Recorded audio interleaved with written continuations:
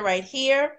Please share this video, tag someone, and then Masani, let's take a couple of moments to All share right, what so is I'm in Belize behind right now. I'm you really and enjoying some of it. the new I'm really work that carving you out a have. niche for myself. I mean, Belize is pretty intimate. It's like it's 350,000 people, I think the population is. So everybody really knows everybody. So it's like really small. So I'm really and what I like is about Belize is the family, the community that they really love their children. They value their children like gold. And I really, really love that. I love to see the children. I love it. And I love the connection that they have with their children. So right behind you, this Saturday, I had an opening at Artmosphere, and it's down in Cayo, St. Ignacio, Belize.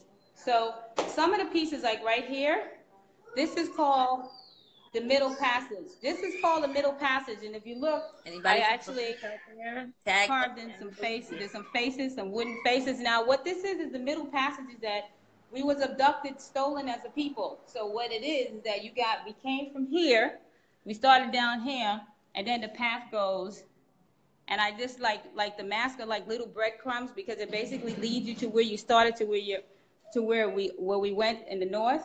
So it's like a map back home type of thing. So it's like the middle passage, and then you got the way it's made. You got the curry shells on the side. You got the colors. So you got that. Then you got one of my favorites again. This is mud cloth. And basically this piece is called cut from the same cloth. Cut from the same cloth.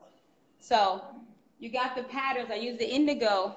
The indigo in some of these pieces, they're all cotton. And this is a fabric from West Africa. It's the mud cloth. So and I just took some mud cloth and I just reconstructed it. And I just took some Okay. pieces from this color, and I just brought it together. So you'll see the pattern. And the colors are very vibrant too. And then I spent some time in Guatemala. I was in Guatemala for a while, and I really enjoyed Wow. Guatemala. One thing about the Mayans, they speak their own language, eat their own food, and they have a small community. They're not rich, but whatever they have, they share. They're not selfish. So I actually spent some time with the Mayans, and I totally respect their culture, totally. So I actually took some weaving classes with some Mayans, and so I actually learned how to weave. So I weaved this whole thing on a piece of stick. So they call it the backstrap Whoa. weaving. So I was weaving with the backstrap loom. And I just added my own culture in it. I put some curry shells in it. So I did put some curry shells in it because the Mayans don't do curry shells, but I actually brought it home and took it back to Africa. And then you got the tapestry right here. This is all tapestry work right here that I did. This piece called a village. And then one more thing. Okay, what happened? Okay. I'm gonna. So can I ask a question? Okay. Oh, so when we go to your Etsy page, are we going to see the pictures of you doing that work? Because I remember when you were there, you were sharing the Uh huh. pictures of you sitting Yeah. with this like it looked like a belt Yeah. that was around That's your the back, and backstrap then you loom. had the string Huh? attached to it. That was incredible. How long did you I spend? spent 6 weeks in Yeah, Guatemala, and how every long did day you I took spend in class, and I took Guatemala? Spanish class too. Because one thing about being in Central America, in Belize, they speak English, but Spanish is also spoken here, and in Guatemala they speak Spanish. So in order for me to eat and to survive and to communicate with people, I had to learn how to speak Spanish. So I took 6 weeks of Spanish, and I took 6 weeks like of weaving classes. So I actually, and it sticks. So basically, it's a loom made out of sticks like wood that and it's a technique that they use, and they've been using it since the beginning of time with sticks, looming and making shirts and fabric.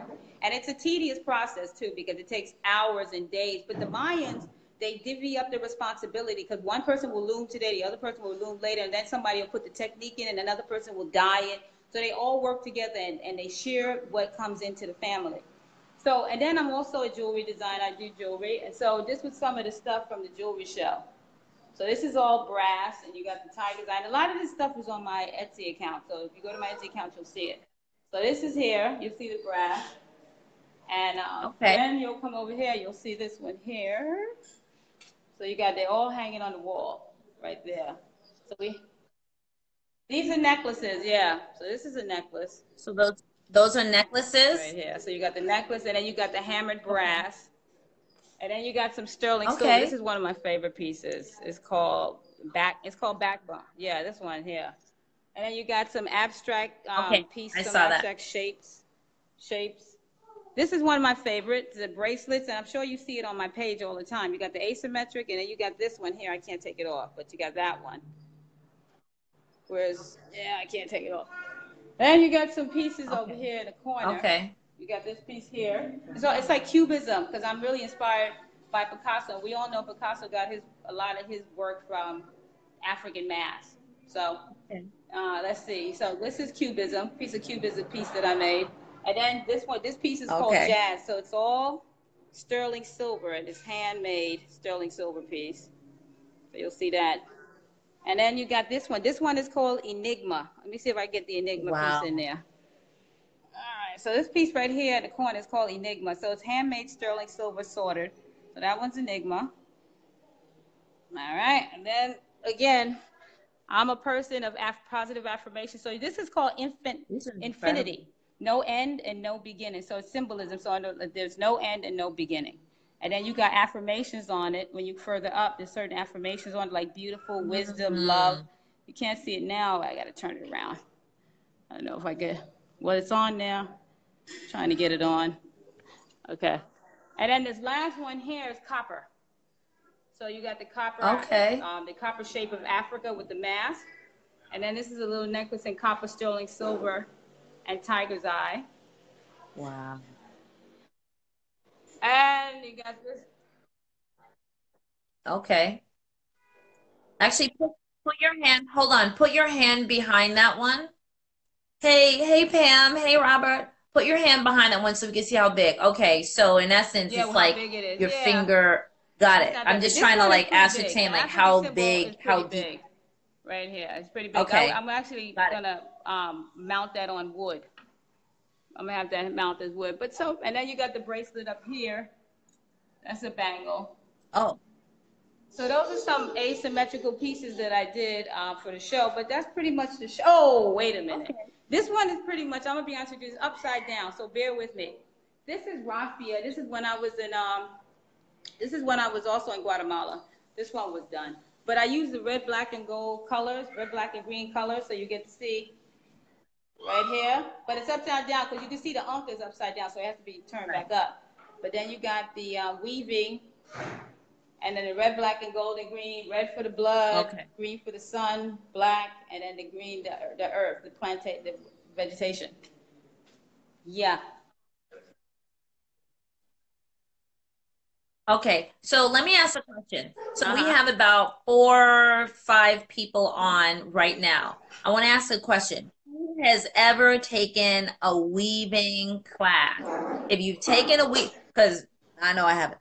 If you've ever taken a weaving class, now listen carefully, type in one.